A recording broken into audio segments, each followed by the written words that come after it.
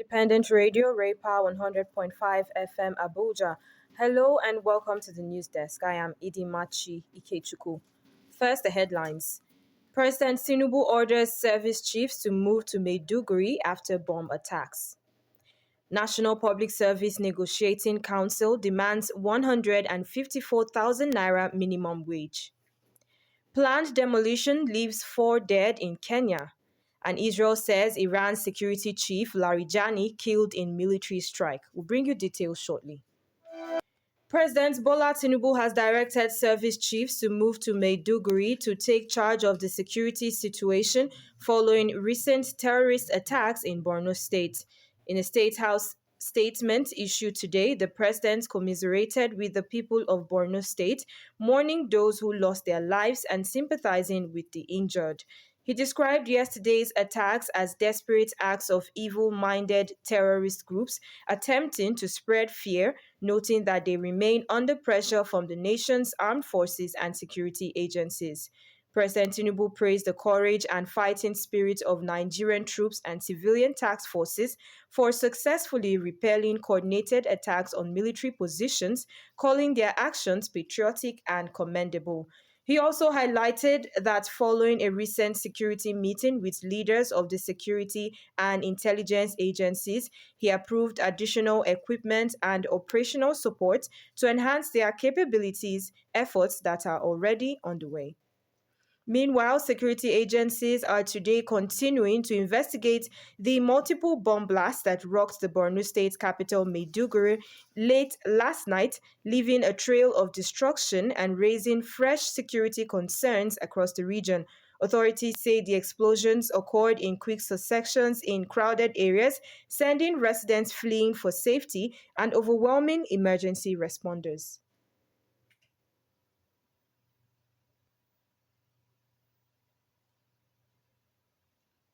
Eyewitnesses describe scenes of chaos, and injured civilians being rushed to nearby hospitals. Local officials confirm that several people have been killed, with many more wounded, though the exact number of casualties is still being verified. Rescue teams worked through the night, combing through debris and assisting victims. Hospitals across Maiduguri remain on high alert, with medical staff treating those injured in the blast. The police have confirmed that 23 people were killed and 108 others sustained varying degrees of injuries in triple suicide bomb explosions in Borno State capital, including at Maiduguri Monday Market, University of Maiduguri Teaching Hospital Gate, and Post Office flyover area. Security agencies have cordoned off affected areas as investigations continue.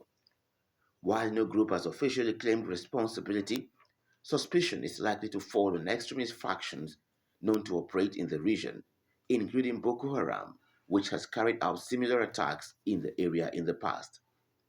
Military patrols have since been intensified across Maiduguri with checkpoints set up to prevent further incidents. Residents say they are living in fear, calling for increased protection and long-term solutions to the recurrent violence. Government officials have condemned the attacks, promising to bring those responsible to justice and to strengthen security measures in vulnerable communities. This latest violence underscores the ongoing challenges facing Nigeria's northeast, despite years of military operations aimed at restoring peace. Meanwhile, the military has asked residents of the city to be vigilant while warning that terrorists may have deployed multiple suicide bombers into Borno State capital with the intention of carrying out coordinated suicide bombings at crowded locations. A statement by Media Information Officer of the headquarters of Joint Task Force Northeast, Operation Hardin Kai, Lieutenant Colonel Sani Uba, however, says security forces have intensified surveillance, patrols, and counter IED measures across Metropolis to track any remaining suspects and prevent further attacks. President Bola Tinubu has departed Abuja for a state visit to the United Kingdom, marking the beginning of a series of high-level engagements aimed at strengthening bilateral relations. The president left the presidential wing of the Nnamdi Azikiwe International Airport in Abuja this morning, accompanied by the First Lady Oluremi Tinubu, and was seen off by top government officials. During the visit, President Tinubu is expected to be hosted by King Charles III at Windsor Castle in what is being described as a historic engagement between Nigeria and the United Kingdom. He will also hold a bilateral meeting with British Prime Minister Keir Starmer at 10 Downing Street, with discussions expected to focus on trade, investment, defense, and cultural cooperation. Several agreements are expected to be signed during the visit as both countries seek to deepen economic and diplomatic ties. The National Public Service Negotiating Council has demanded a 154,000 naira minimum wage, a 120% upward review of salaries and allowances for public workers in Nigeria to mitigate what it described as the life of servitude currently being experienced in the country. The demand was contained in a letter addressed to the office of the head of the Civil Service of the Federation, titled Urgent Need for the Upward Review of Salaries and Allowances for Workers in the Nigerian Public Service and Commendation for the Approval of Gratuity Payment to Retiring Workers. In the letter, the group said that despite their immense contributions, public service workers continue to face severe economic hardship due to the rising cost of living and the declining purchasing power of their earnings. The workers' group noted that over the years, Nigeria has experienced unprecedented economic pressures characterized by high inflation, increased fuel prices, rising transportation costs, and escalating prices of food items, housing, healthcare, and education. Operatives of the Department of State Services have intercepted 850 rounds of live ammunition in Cross River State and arrested a suspected gun runner, Kelvin Ebikenye. The suspect was apprehended on March 16th at Ivara Esu Estate in Odukpani local government area shortly after taking delivery of the consignment. Security sources say the ammunition was allegedly supplied by another suspected gun runner, Azenda Barnabas, also known as Jagaban, based in Aliade, Benue State. The items were concealed in food supplies, with two empty AK-47 magazines also recovered. The DSS says the operation is part of sustained nationwide efforts to dismantle arms trafficking networks and curb the spread of illegal weapons. You are listening to News Desk on Raypa 100.5 FM. In the news, President Tinubu orders service chiefs to move to Maiduguri after bomb attacks. National Public Service Negotiating Council demands 154,000 naira minimum wage. And still to come, planned demolition leaves 4 dead in Kenya as Israel says Iran's security chief Larijani killed in military strike. Plus business, entertainment, sports, and weather. Please stay with us.